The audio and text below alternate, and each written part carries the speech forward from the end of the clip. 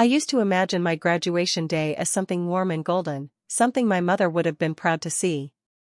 But instead of golden sunlight, I got sharp white streamers taped crookedly along the backyard fence, and gold balloons my stepmother ordered only because she wanted the pictures to look presentable for her friends. The party didn't feel like mine. Nothing in that house ever really felt like mine. The yard was full of people, but only a few were my classmates. Most were Vivian's friends, polished women with diamond bracelets that flashed under the sun and smiles that curled in amusement whenever they glanced my way. They barely knew me. Some didn't know me at all. Yet somehow, they were all here for my graduation party, a celebration that felt like it had been planned to spotlight Vivian, not me. My father stood by the grill, flipping burgers like it was his sole purpose in life. He didn't meet my eyes even once. Maybe he was tired, or distracted, or maybe he just didn't care. Honestly, I wasn't sure which one hurt more. I was in the middle of trying to hold a conversation with a classmate when the sharp ting-ting-ting of a spoon hitting a wine glass cut through the chatter. I froze. Everyone turned toward the deck steps where Vivian stood, glowing in a dress that probably cost more than my entire college dorm will. Her hair was perfect. Her lipstick even more so. She waved, capturing everyone's attention like she was the grand hostess of some elegant charity ball. "Everyone," she called out sweetly. "I have a special announcement." My stomach tightened. When Vivian made announcements, they were never good. Especially when they involved me. She walked down the steps with deliberate grace, her heels tapping loudly on the wood. Then, without warning, she slipped an arm around my shoulders, the gesture stiff and cold, as if she was afraid touching me too much might smear her perfect image. "As you all know," she began, "Richard and I have been planning a big move. A beautiful new house, in a much nicer neighborhood." Polite applause followed. Someone murmured, "Finally," under their breath. Vivian waited for the sound to die down before flashing a sharp, gleaming smile. "And we'll be moving very soon." Then came the bomb, the reason the world seemed to freeze. "But," she said brightly, "we're moving without Alara." The backyard went silent for half a second before laughter erupted, real, loud, mocking laughter. The kind that claws under your skin and stays there. Vivian continued, completely unbothered. "She's 18 now, so it's time she learns to stand on her own. This house is far too good for someone like her." More laughter. Every word sliced through me, but I didn't let my face show it. My father didn't say anything. He didn't defend me. He didn't even look in my direction. He just stared down at the grill as if it held all the answers to the universe. My throat tightened. My heart hammered. But I wasn't the girl they thought I was. I straightened my graduation cap, lifted my chin, and forced my voice to stay calm. "Well," I said quietly but clearly, "have a safe move." The crowd blinked, surprised I hadn't cried or begged. Vivian narrowed her eyes. Deep down, she sensed something was off. And she was right. Because while they laughed at me, I held a truth they didn't know. I already owned the house they thought they were kicking me out of. After the party faded into dusk and the last fake laugh disappeared through the front gate, I escaped to my room. I closed the door, leaned my forehead against the wood, and finally let myself breathe. My hands trembled, not from fear, but from the storm of emotions twisting inside me. Humiliation. Anger. Sadness. Strength. All tangled together. And beneath them all, the secret. I sat on my bed, pulled my knees to my chest, and stared at the small wooden box on my dresser, the one with my mother's handwriting on the lid. My thumb traced the carved letters as memories rose like dust and light. Mom's laughter in the kitchen.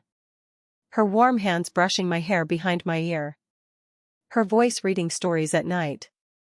Her saying, "This house will always protect you, Alara. No matter what." When she died, the world lost its warmth.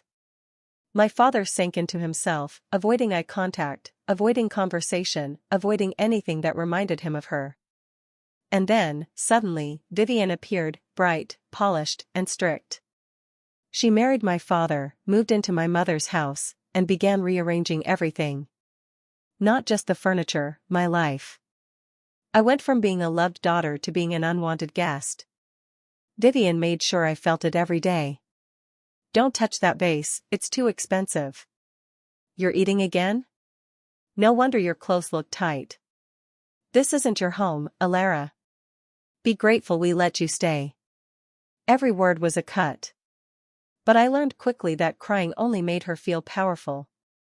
So I built my walls, swallowed my sadness, and started working.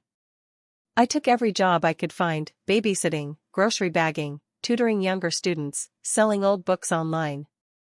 Every time Vivian sneered at my part-time uniforms, I worked even harder. Every dollar I saved became a tiny piece of independence. But everything changed the day I discovered the box in the attic. I hadn't gone up there looking for anything important, just some old photo albums. But while moving dusty boxes, I found one tucked behind a beam. The handwriting on top made my breath catch. For Alara, when she turns 18. Inside were letters full of love, written long before she passed. She had known she was sick. She had known I would need strength. And she'd left it for me in ink and paper. Under the letters were legal documents. At first, I didn't understand what they meant. But after reading them twice, and then a third time with shaking hands, the truth hit me. The house had belonged to my mother. And she had given me first purchase rights as her heir. If the house was ever refinanced or put on the market, I had the right to buy it before anyone else. It felt impossible, unreal. But when I visited the lawyer listed in the papers, he confirmed everything. My father had signed the rights over after my mother's passing. It had been dormant all these years. Until Vivian refinanced the house. She had done it for her dream kitchen renovation, without realizing she'd triggered the legal clause that allowed me to step in. And with my savings, the small inheritance Mom left, and financial help through a scholarship program, I did. Quietly. Legally. Completely. A month before my graduation, the house became mine. So when Vivian humiliated me in front of everyone, thinking she was kicking me out of her home, she had no idea she was the one who'd soon be standing on the lawn with eviction papers in her perfectly manicured hands. Tomorrow, she'd learn the truth. And this time, it would be my announcement. The morning sunlight spilled into my room, warm and golden, like it had been waiting for me all along. I dressed quickly, brushing my hair back and trying to ignore the nervous flutter in my stomach. Today was the day the tables would turn. Today, I would finally step into the power I'd quietly been building for years. Downstairs, Vivian's voice drifted through the house, shrill and annoyingly cheerful. She hummed off-key while unpacking some of her new designer coffee mugs. My father shuffled around in his slippers, reading the newspaper without really seeing it. Their complacency made me smile faintly. They had no idea what was coming. Then the bell rang.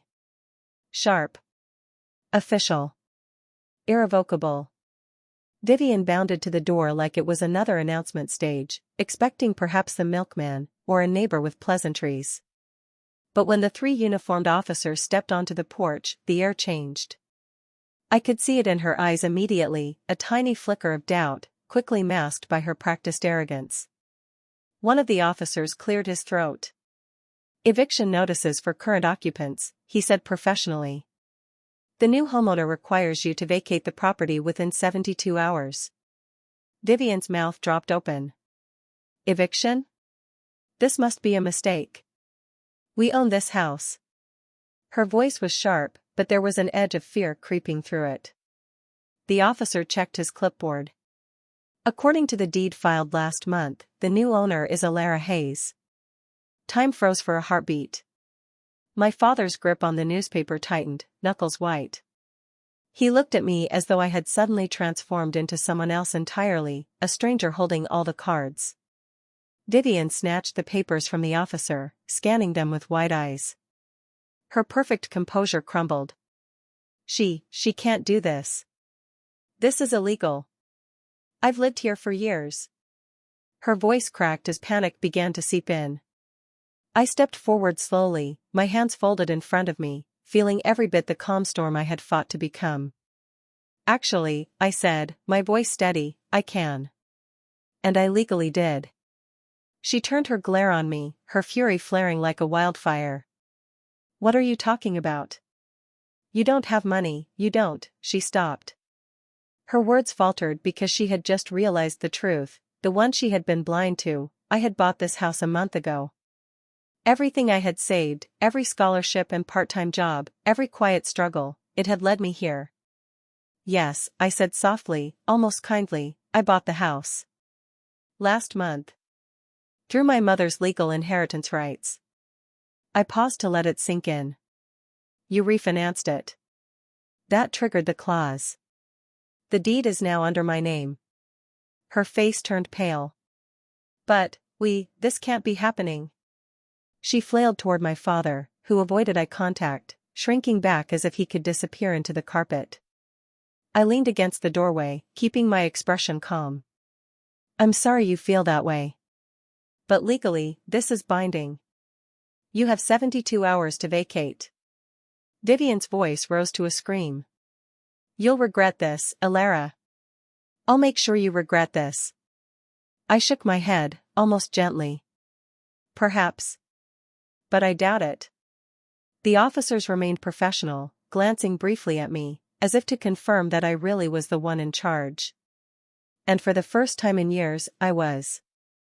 As the door closed behind them, leaving my father slumping in disbelief and Vivian pacing the hallway, I felt a strange thrill, a mixture of triumph, relief, and a subtle sweetness of justice served. This wasn't just revenge. It was recognition. A reclamation of everything I had been denied. Tomorrow, the real work of freedom would begin. And for now, I stood in the quiet house, breathing deeply, feeling the invisible weight of years of oppression lift from my shoulders. The house was mine, and so was the future. The next 3 days were a surreal mixture of chaos, tension, and quiet satisfaction. Vivian flitted through the house like a hurricane, throwing her belongings into designer suitcases, her face twisted in fury that only intensified with every box she packed. My father lingered behind her, awkward and apologetic, clearly hoping the storm would pass without him being swept away. But it wouldn't. Not this time. I didn't follow them around. I didn't yell. I didn't try to argue. I simply observed, arms crossed, watching the inevitable unfold. Every time Vivian hissed at me or tried to guilt me with sharp, pointed words, I smiled faintly. I had worked years for this moment, and not even her venom could shake me now. You'll regret this, she spat repeatedly, slamming drawers shut, tossing fragile items carelessly into boxes. But I wasn't afraid, and I wasn't apologetic. She had spent years making me feel worthless. Now, the power had shifted, and she knew it.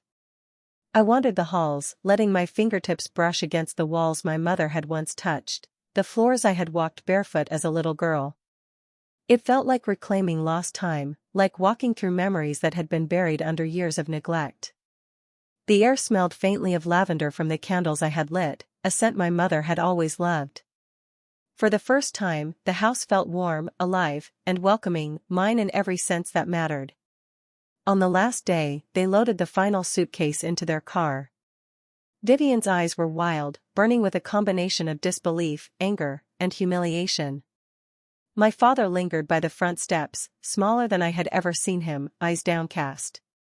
Vivian leaned over to him, whispering curses under her breath, and then finally, with one last glare, she stomped into the car. I watched them drive away, the engine rumbling as their presence faded. For the first time, I felt the house breathe with me, filling the empty spaces that had once felt oppressive and cold. A weight I hadn't realized I was carrying lifted from my chest. I wandered through the rooms, imagining what I wanted them to be. No more criticism. No more sneers. No more invisible rules dictated by someone else's sense of superiority. I opened drawers, straightened shelves, and hung curtains my mother had picked out decades ago.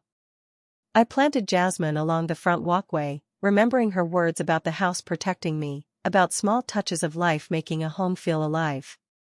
In the kitchen, I unpacked my own things, mismatched mugs, thrifted bowls, and a few books I'd loved for years. I set the table and imagined friends sitting there, laughing, sharing meals, creating memories not marred by judgment or scorn. I realized that revenge wasn't just about eviction notices or humiliation, it was about freedom, about finally being able to build a life where my worth wasn't constantly questioned. That night, I sat on the porch, the stars blinking overhead, and let a smile creep over my face. I whispered a quiet thank you to my mother, to the house, and even to myself for never giving up. The journey hadn't been easy, and the wounds were still fresh. But for the first time in years, I felt whole. The sweetest revenge, I realized, wasn't anger. It wasn't punishment. It was living well, freely, and without fear, claiming what was rightfully mine. I had my mother's house, my life, and my independence. And nothing, no person, no stepmother, no shadow from the past, could take that away from me now.